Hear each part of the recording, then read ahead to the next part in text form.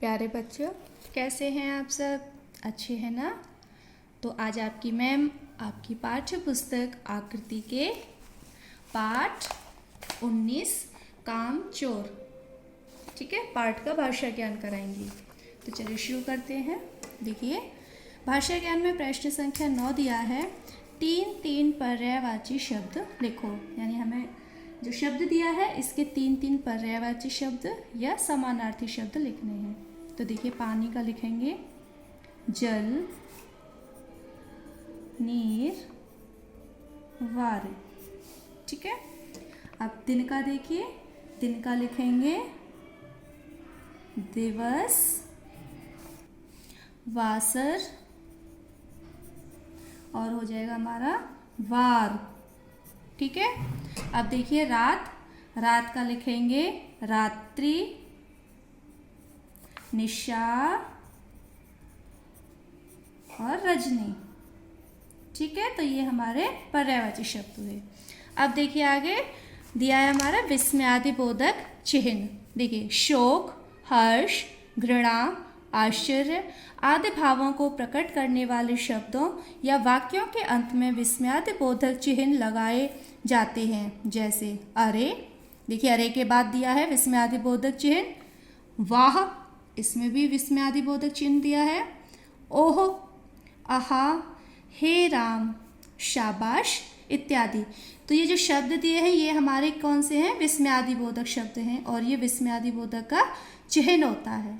अब देखिए आगे प्रश्न संख्या 10। उदाहरण के अनुसार हर्ष, शोक तथा घृणा बोधक दो वाक्य लिखो। जैसे यहाँ पर हमें एक वाक्य उदाहरण दे दिया गया है, हे राम, हे भगवान, ये क्या हो गया? तो ये कौन सा वाक्य हुआ हमारा? शोक। जो विस्मयादि बोधक वाक्य है ये क्या प्रकट कर रहा है? शोक प्रकट कर रहा है। आगे देखिए, आहा, क्या दृश्य है? तो हर्ष यानी कि खुशी। ये जो वाक्य है ये हमें क्या प्रकट कर रहा है? खुशी प्रकट कर रहा है, हर्ष प्रकट कर रहा है। तो ऐसे इन शब्दों का प्रयोग करते हुए हमें जो ये हमारे कोष्टक में दिए गए हैं इनमें हमको बदलना है। जैसे हर्ष, तो हर्ष को हम जो हर्ष है उसका हम एक वाक्य बनाएंगे, लिखेंगे वाह, ठीक है। विस्मयादि बोधक चिन्ह लगा दिया। चिन्ह लगाने के बाद लिखेंगे आज तो मज़ा आ गया। तो ये हमने खुशी प्रकट की ना, वाह आज तो मज़ा आ गया। अब देखिए घृणा, घृणा का लिखेंगे हम छी। यानी कि कोई जब हमें कोई चीज़ पसंद नहीं आती तो ऐसे कहते हैं छी। कितनी बदबू। अब आपको पता है कि बदबू से तो कोई इतना प्रेम करेगा नहीं, खुशबू से तो प्रेम भी करते हैं कि वाह कितनी खुशबू है, तो ये भी हर्ष में आ जाएगा।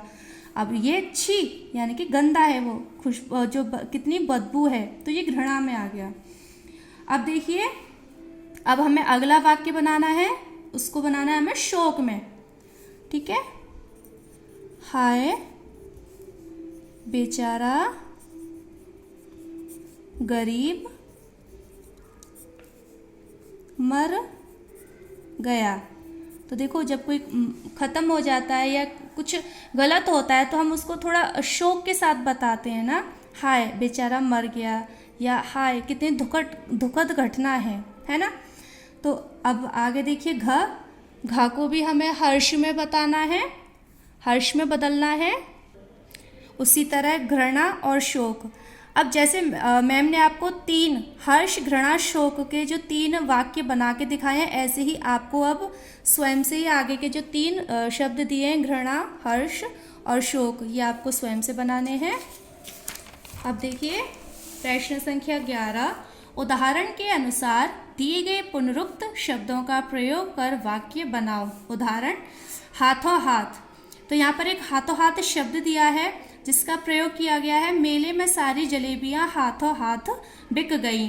अब बच्चों ऐसे ही जो शब्द दिए हैं पुनरुक्त यानी कि जो शब्द दोबारा प्रयोग में आते हैं, जैसे अच्छे अच्छे, तो ये शब्द दोबारा हमारा हो गया, दोहराया गया है। तो ऐसे ही इन शब्दों का प्रयोग करते हुए आपको अलग से वाक्य बनाने हैं। तो ये काम आपको अपनी व्याकरण की कार्य पुस्तिका में करना है।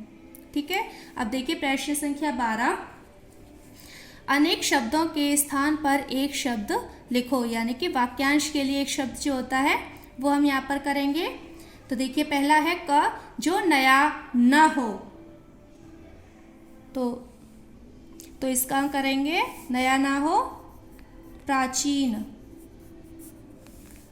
ठीक है, अब देखिए आगे दिया है ख, जो पहले न घटित हुआ हो, तो इसका लिख देंगे अघटित।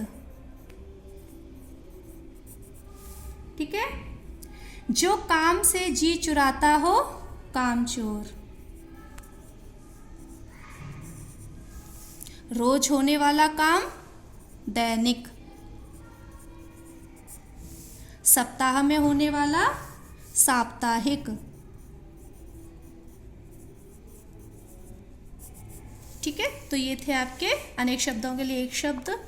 अब देखिए प्रश्न संख्या 13, निम्नलिखित शब्दों के विलोम शब्द लिखो। अब देखिए शुरू का विलोम हम क्या लिखेंगे, अंत।